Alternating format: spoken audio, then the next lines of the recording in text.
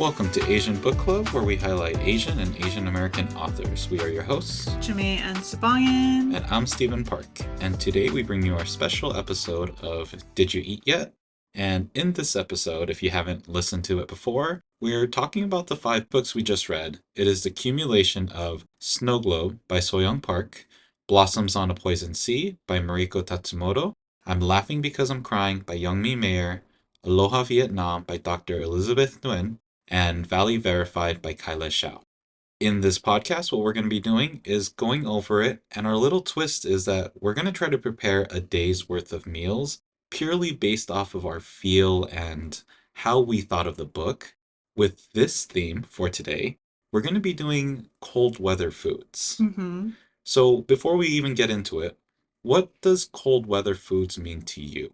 Cold weather food means that I crave these foods when it's cold outside, especially during, let's say, the autumn or winter months. Do you have a certain association with cold weather foods? Like, is there something as you were coming up with this list that your brain tended to lean towards?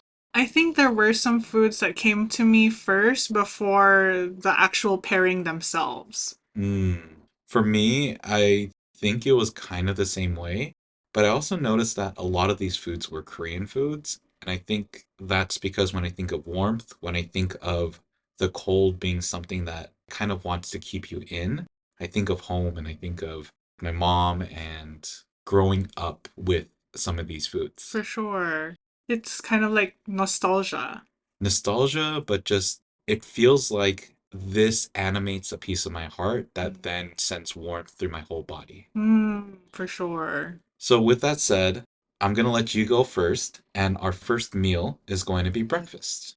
All right, starting with breakfast, I chose a veggie pho. And the pairing that I came up with was Aloha Vietnam by Dr. Elizabeth Nguyen. In the book itself, she talks about how pho can be eaten in the morning.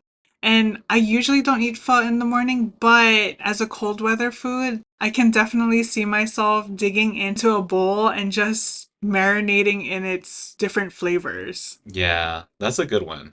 For breakfast, I chose something that's really close to my heart. The book that I chose was Snowglobe because of both the texture of the book and the imagery of cold and snow being all around. So the whiteness of the snow, the feeling of wanting to be cozy, made me think of chuk, which is something my mom would make for me all the time. There's different variations of it. There's a Chinese variation. I think most cultures have something similar to it. So like in Philippines culture, it's arroz caldo, Mm-hmm. but chuk for me is this very overcooked out white rice that then explodes and then releases its starches. And it's a porridge, but it has so much flavor within it. It's usually finished off with some green onions. We do it a little bit differently because we add an egg in it, but the way my mom makes it is it's the rice, some green onions, and if I really want something a little extra, she'll put a little soy sauce on the side. Totally. Oh, and panchan. Yes. Moving on to lunch. What's interesting is you mentioned arroscaldo. And lunch for me would be lugao, which is what arroscaldo is. Lugao is just the rice with the green onions, the little bits of ginger, and a sprinkling or a nice helping of fried garlic. Nice. And what book was that associated with for you? I associated it with Blossoms on a Poison Sea because the ginger kind of bites back and it's not a lot of it, which is what I felt like with the book. The book didn't have too much heaviness, but the heaviness that was there kind of bit back at us. It's funny that you say that because for my lunch, I actually chose pho and the same book pairing of Aloha Vietnam. Even though the book wasn't based in Vietnam, there's so much Vietnamese culture within the book and so much expression of the originality of that spirit that Mm-hmm. it invoked the presence of that Vietnam culture. Mm-hmm. Pho is just one of the many spectacular dishes that come out of Vietnam, but it's also the one I think that is most popularized Mm-hmm. and most easily accessible.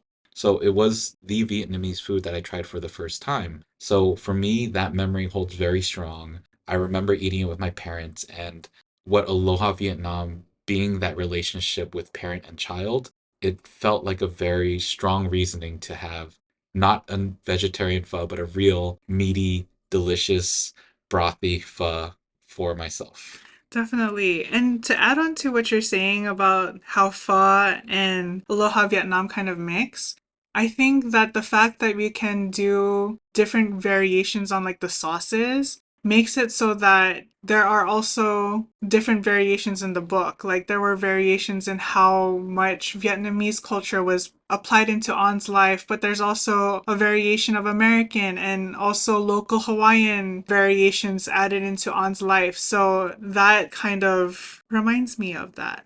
I'm also very curious with people that do pho. I don't do it as much anymore, but the way I used to eat it, I would dump like half a bottle of sriracha into the pho. Mm-hmm. I want to know who my sriracha pho people are. I want to know how many people are doing that. I want to know how many people are doing the side dish of sliced onions with the hoisin and the sriracha on top. Mm-hmm. I'm curious how people eat their pho because I think everyone has a very distinct way of how they do that meal. Exactly. Moving on though, after we have all this food, which is a lot of carbs to start off the day, we do have our snack time.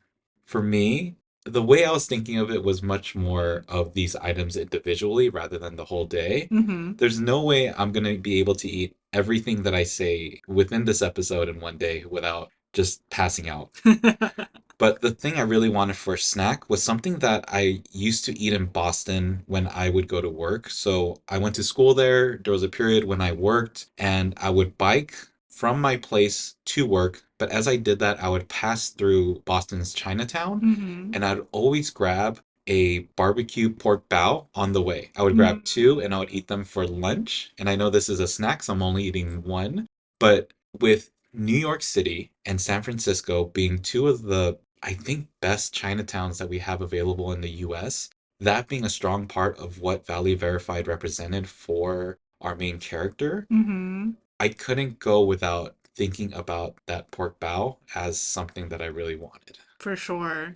For me, I'm reminded of a time in Korea, in the Philippines, and even in California where it was cold outside, and I craved this cold food because it was present. And for me, my snack is the J ice cream. Mm. That's for those of you who don't know what the J ice cream is, it's this long hollow tube that's filled with soft serve, and Hmm. you can eat it from either opening. Yeah, and the tube kind of looks like a churro. Like Yes. it has that kind of crispness to it, Mm-hmm. but then you're stuffing that all with ice cream. Exactly. And the book that I paired with it is Snowglobe because of the coldness.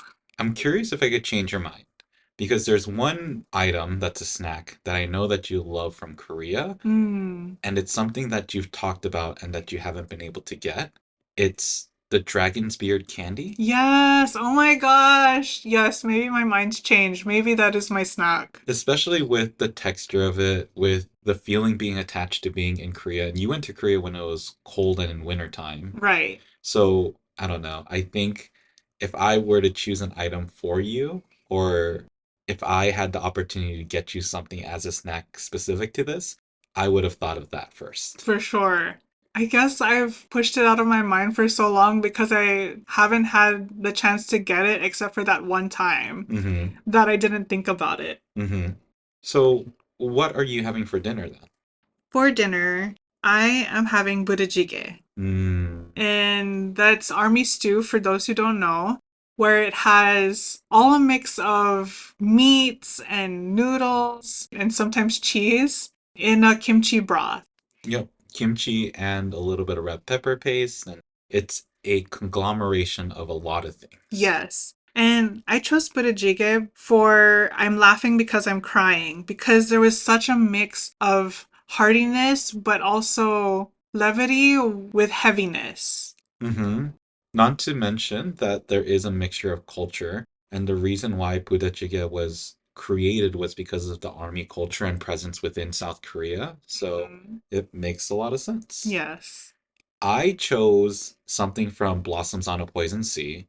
Now, a fault that I have is when I see an animal, I love animals, but when I see an animal or I think of an animal, sometimes, and this happens more often with seafood, is I get a craving for it.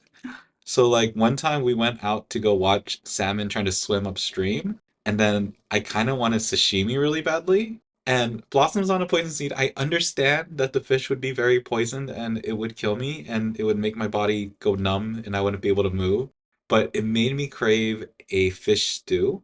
And very specifically, it's going to be meontang, which is a Korean spicy seafood stew. Mm, Usually is served with cod or some kind of fish with the bone still in it. It is red, it's spicy. There's a green, I don't even know what it is in English. And honestly, right now, I can't remember what it is in Korean, but it's a spicy, herbaceous, like tangy, not tangy, but it definitely has a kick to it rather mm-hmm. than being something that's mild. And then there's radish in it, and it is usually served while boiling. And the way that we usually eat it is in this giant, big old container. We call it like a chonggol, which is like a thing for a party size or a family size. Like a paella pot. Yeah, so something that's massive. And with the family kind of moments that we saw on Blossoms on a Poison Sea, it reminds me of not only having this warmth and this thing that we gather around, like their fire pot, Mm-hmm. but having something very delicious and something from the ocean, like they would have had. Totally. Now, wrapping up our meal with our dessert, I chose Valley Verified. And because it was so prominently shared, I wanted to pair it with brown sugar boba. Mm, Not only that, I think Zoe Zhang's personality was quite bubbly throughout, and there was sweetness tied into all the different aspects. So even though there was like the darkness of Valley Verified shooting down Zoe's character and the darkness of Bill being a sleazeball, there were more lighter moments like Damien's kindness toward her and her friends backing her up and Lillian also being on her corner. yeah, there was a lot of friendships being formed and protection being had. Exactly. For my dessert, and I guess our final item, I chose I'm laughing because I'm crying. And the item I thought of was much more due to the item than I think the book. This book had a lot to it. It was very dark, especially in the beginning. And even though there were amazing stories that came out of it, I felt like at the end of it, I needed something to calm my soul or something to give me peace again. Mm-hmm. And that reason is kind of why I chose this item. The item I'm choosing is hotak. Although I'm choosing this food, I want this in a very specific way because the way I remember hot dog, and I've had it in different places in the same way, is that it's usually out in the open. It's usually as you're in an open market, like in Korea, or even in California. I've had experiences where I've left a grocery store, like one of those massive supermarkets, or like we call them supas, Yeah. but like I would leave that and there's a lady out there and it's not to be like sexually discriminating, but like usually it is like an older female Korean Mm. and she's got these plastic gloves on, she's got her spatula and she's making this hot dog from scratch. Hot dog, for people that don't know, is this like pancake like structure. I forget what the actual grain that goes into it, but it has a chewiness kind of like mochi, and then it's fried so that the crisp is covering the outside, but inside of it is usually a sweet bean paste. So you get this very hot pancake like mochi that inside is sweet and gooey. And Mm. that for me rounds out what coldness would mean to me and what I would want out of a cold weather meal. Nice. I think our perspectives were interesting. I think you looked a little bit more into the book. I looked at more what the book kind of gave me in terms of a feel, For sure. but we both came up with some pretty good menu items. Yeah. I would say I truly don't think I would be able to eat this meal if someone gave it to me. I think maybe if I ate half of each thing compared to what I would normally eat, maybe I could get it done. But mine is pretty carb heavy, and I don't know if I'd be able to survive this. I mean, I feel like I would force myself to go through my whole meal even though it is carb heavy, but then the next few days I would be conked out. Yeah. Which is cold weather food, and hibernation is a thing. So maybe we'd just be hibernating after. Mm-hmm.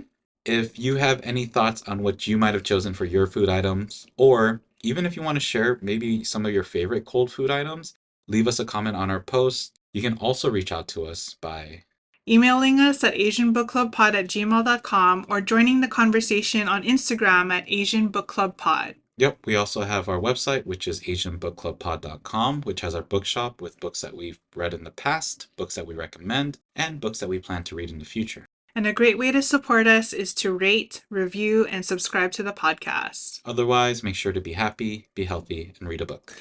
Ingat! Bye!